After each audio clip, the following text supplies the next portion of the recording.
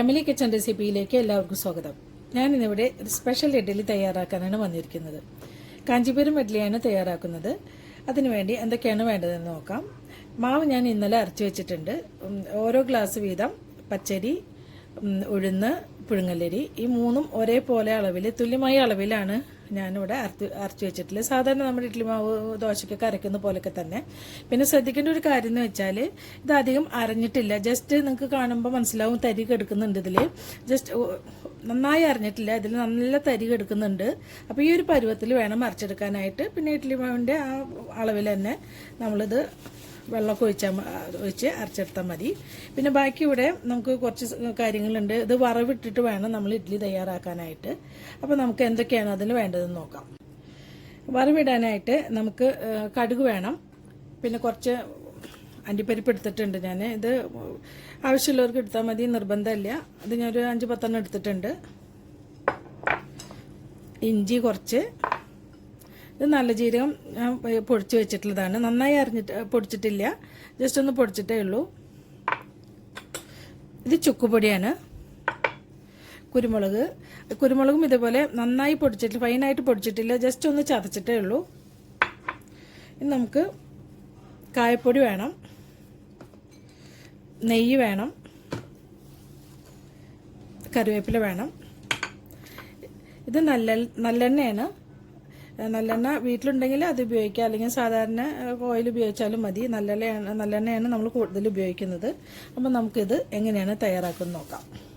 ഒരു ചീഞ്ചട്ടി ഞാൻ സ്റ്റൗവിൽ വെച്ചിട്ടുണ്ട്. സ്റ്റൗ ഓൺ ചെയ്തിട്ടുണ്ട്, നന്നായി ചൂടായിട്ടുണ്ട്. നമുക്കിതിലോട്ട് 1 ടേബിൾ സ്പൂണ് നെയ്യ് ഒഴിച്ചു കൊടുക്കാം.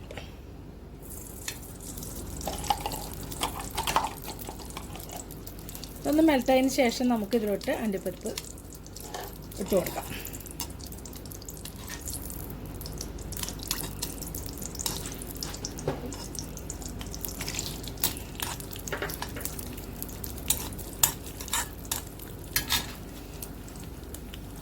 ഇത് മൂത്തതിന് ശേഷം നമുക്കിത് മാവിലോട്ട് ചേർത്ത് കൊടുക്കാം. അണ്ടിപ്പരിപ്പ് മൂത്ത് വന്നിട്ടുണ്ട്. ഇത് നമുക്ക് മാവിലോട്ട് ചേർത്ത് കൊടുക്കാം.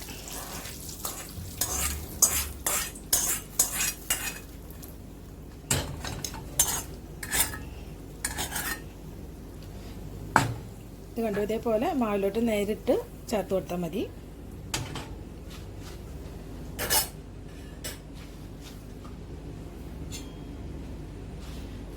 നമുക്കിതിലോട്ട് നല്ലെണ്ണ 2 ടേബിൾ സ്പൂൺ ഒഴിച്ചു കൊടുക്കാം.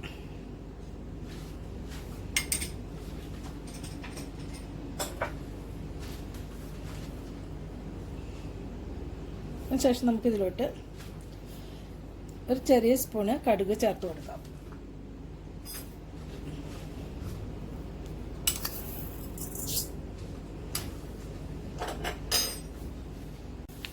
കടുക് ഇവിടെ പൊട്ടാൻ തുടങ്ങിയിട്ടുണ്ട്, ഏകദേശം പൊട്ടി കഴിയാനായിട്ടുണ്ട്. നമുക്കിനി ഇതിലോട്ട്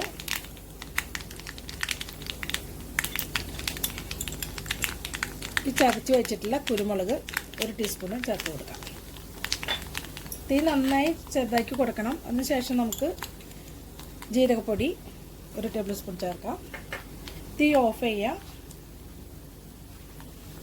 അതിനുശേഷം നമുക്ക് കായപ്പൊടി ഇതേപോലെ 1/2 ടീസ്പൂൺ കായപ്പൊടി ഇട്ട് കൊടുക്കാം. അതിനുശേഷം നമുക്ക് ഈ ചെറുതായിട്ട് കട്ട് ചെയ്ത കുറച്ചേ ഉള്ളൂ, വളരെ ചെറിയ സ്പൂണ് ഇഞ്ചി ചെറുതായി അരിഞ്ഞത് ഇട്ട് കൊടുക്കാം.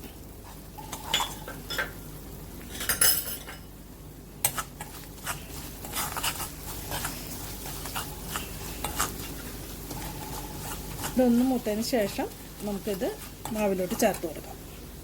ഇവിടെ നമ്മൾ വറവിട്ട് എല്ലാതും ഇതിൽ ഇട്ട് കൊടുത്തിട്ടുണ്ട്. ഇനി ഇതിലോട്ട് ചേർക്കാനുള്ളത് ചുക്കുപൊടിയാണ്. ചുക്കുപൊടി നമ്മൾ അതിലിട്ടിട്ടില്ല, അതിൽ നേരിട്ട് ചേർക്കുകയാണ് ചെയ്യുന്നത്. ഇതേപോലെ ഒരു ചെറിയ സ്പൂണ് ചുക്കുപൊടി ഇതിൽ ചേർത്ത് കൊടുക്കുന്നുണ്ട്.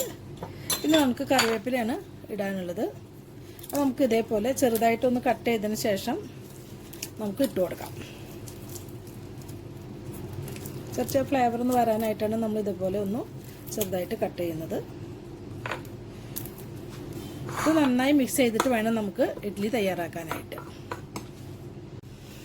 ഇഡ്ഡലി മാവ് ഞാനിവിടെ നന്നായിട്ട് മിക്സ് ചെയ്ത് വെച്ചിട്ടുണ്ട്. ഉപ്പ് ഒക്കെ മുന്നേ നമ്മൾ ചേർത്തിട്ടാണ് ഇത് പുളിക്കാൻ വെച്ചത്. ഇനി നമുക്ക് ഈ പാത്രത്തിലാണ് ഞാൻ ഇഡ്ഡലി തയ്യാറാക്കുന്നത്. ഇതിപ്പോൾ ഞാൻ കാണിക്കാനായിട്ട് ഈ ഒരു പാത്രം എടുത്തതേ ഉള്ളൂ. സാധാരണ നമുക്ക് ഇഡ്ഡലി പാത്രത്തിൽ വെച്ചിട്ട് നമുക്ക് മാവ് ചുട്ടെടുക്കാവുന്നേ ഉള്ളൂ. അപ്പോൾ ഇതിൽ നല്ലെണ്ണ തന്നെയാണ് ഇതിൽ നമ്മൾ ഇത് പരട്ടുന്നത്. നല്ലെണ്ണ പരത്തിയിട്ട് നമുക്ക് ഈ ഒരു പാത്രത്തിൽ മാവ് വെച്ച് ചുട്ടെടുക്കാം.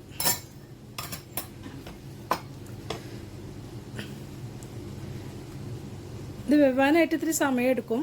ഇതധികം നമ്മൾ മാവ് അരച്ച് വയ്ക്കാത്തത് കൊണ്ട്. ഇവിടെ ഞാൻ ഈ സ്റ്റീമർ വെച്ചിട്ടുണ്ട്, വെള്ളമൊക്കെ വെച്ച് അത് തിളയ്ക്കാൻ തുടങ്ങിയിട്ടുണ്ട്. അപ്പോൾ ഇതിലാണ് ഞാനിവിടെ ഉണ്ടാക്കുന്നത്. നിങ്ങൾക്ക് ഇഡ്ഡലി സാധാരണ നമ്മുടെ വീട്ടിലുണ്ടാക്കുന്ന പോലെ ഉണ്ടാക്കിയെടുക്കാവുന്നേ ഉള്ളൂ. ഈ ഒരു ഇഡ്ഡലി നമുക്കിതിൽ വെച്ച് കൊടുക്കാം.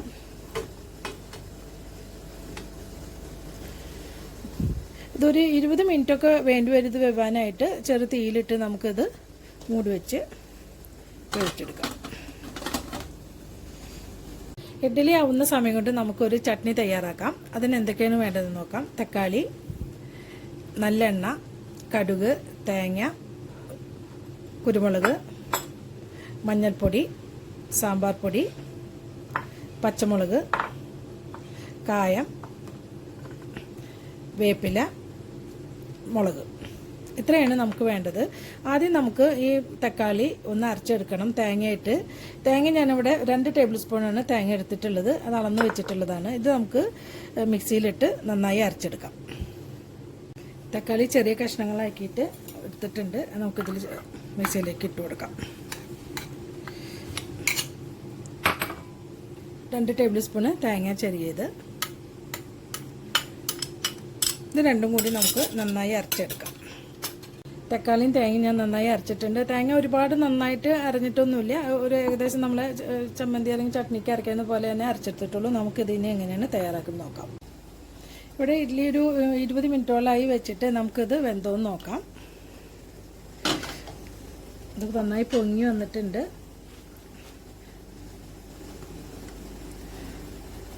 അപ്പോൾ ഇത് വെന്തിട്ടുണ്ട്. നമുക്കിത് സ്റ്റവ് ഓഫ് ചെയ്യാം. അതിനുശേഷം ഇതിൽ നിന്ന് മാറ്റാം. തണുത്തതിന് ശേഷം നമുക്ക് സാധാരണ നമ്മൾ ഇഡ്ഡലി എടുക്കുന്ന പോലെ തന്നെ എടുത്തിട്ട് നമുക്കൊരു പാത്രത്തിലോട്ട് വയ്ക്കാം. ഇഞ്ചട്ടി ഞാൻ വെച്ചിട്ടുണ്ട്.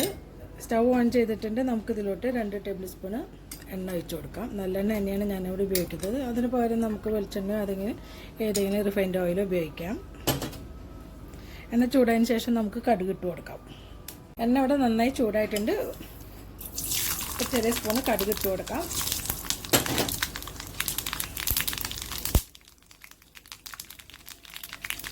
പൊട്ടിയതിന് ശേഷം നമുക്ക്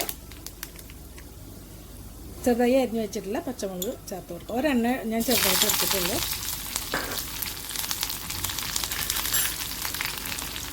അതിനുശേഷം കറിവേപ്പില ഇട്ട് കൊടുക്കാം. 3 കൊണ്ടാട്ടമുളക് വറ്റൽമുളകാണ് ഞാനിവിടെ എടുത്തിട്ടുള്ളത്. അത് നട്ട് പൊട്ടിച്ച് നമുക്ക് ഇട്ട് കൊടുക്കാം. അതിനുശേഷം നമുക്കിതിലോട്ട് ഒരു ചെറിയ സ്പൂണ് കുരുമുളക് പൊടി ഇട്ട് കൊടുക്കാം.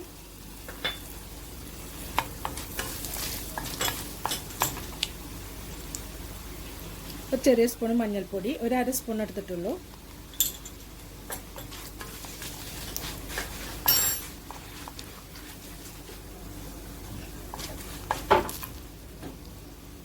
അതിനുശേഷം ഇവിടെ എടുത്ത് വെച്ചിട്ടുള്ള സാമ്പാർ പൊടി 2 ടേബിൾ സ്പൂൺ ഇട്ട് കൊടുക്കാം. ഇത് അളന്ന് വെച്ചിട്ടുള്ളതാണ്.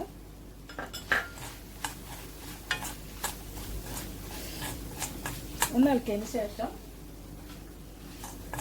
നമുക്ക് അരച്ച് വെച്ചിട്ടുള്ള തക്കാളി ഒഴിച്ച് കൊടുക്കാം.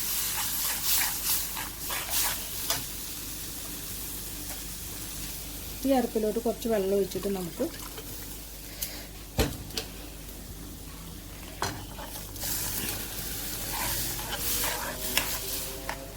ഒരു 5 മിനിറ്റ് ഇതിൽ കിടന്ന് നമുക്ക് ഇത് വേവുന്ന സമയമെടുക്കാം.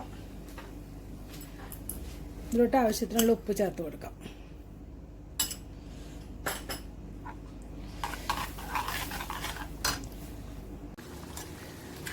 ഇതൊരു 2-4 മിനിറ്റായി തിളയ്ക്കാൻ തുടങ്ങിയിട്ട് നമുക്ക് ഇതിലോട്ട് കുറച്ച് പുളിവെള്ളം ഒഴിച്ചു കൊടുക്കാം. ഒരു ചെറിയ ഉണ്ട പുളി എടുത്തിട്ടുള്ളൂ. ആ പുളി ആവശ്യത്തിന് ഒഴിച്ചു കൊടുത്താൽ മതി. ഒരു 1/4 ടീസ്പൂൺ കായപ്പൊടിയാണ് ഇതിൽ ചേർക്കുന്നത്.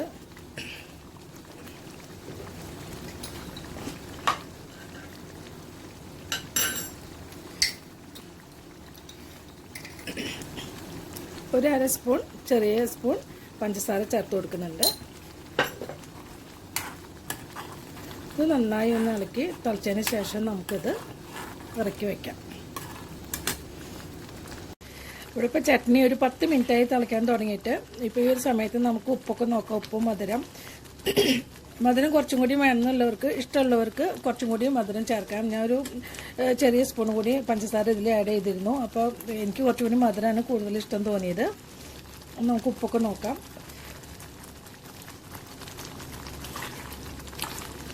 ഉപ്പും മധുരമൊക്കെ കറക്റ്റാണ്.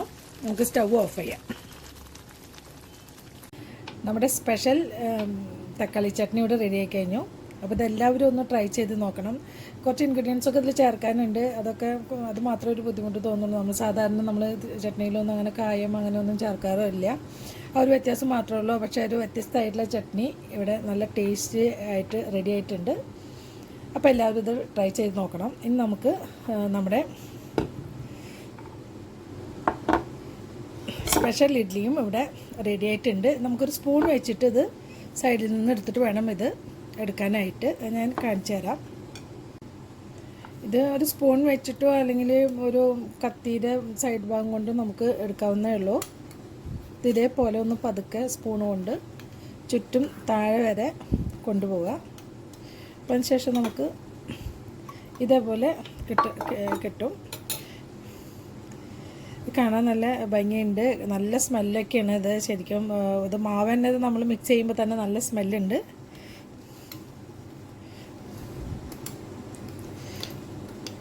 നമ്മൾ കുറച്ച് എണ്ണ ഇതിൽ നമ്മൾ ചേർക്കുമ്പോൾ കുറച്ച് കൂടുതൽ എണ്ണ ഇതിൽ ചുറ്റും പാത്രത്തിൽ ഒഴിച്ചു കൊടുത്തിട്ട് വേണം ഇത് ഉണ്ടാക്കാനായിട്ട്. അല്ലെങ്കിൽ ഇത് പെട്ടെന്ന് വിട്ടു പോരില്ല. കാരണം നമ്മൾ 2 സോഫ്റ്റ് ആയിട്ടുള്ള ഇഡ്ഡലി ഇവിടെ റെഡിയായി കഴിഞ്ഞു.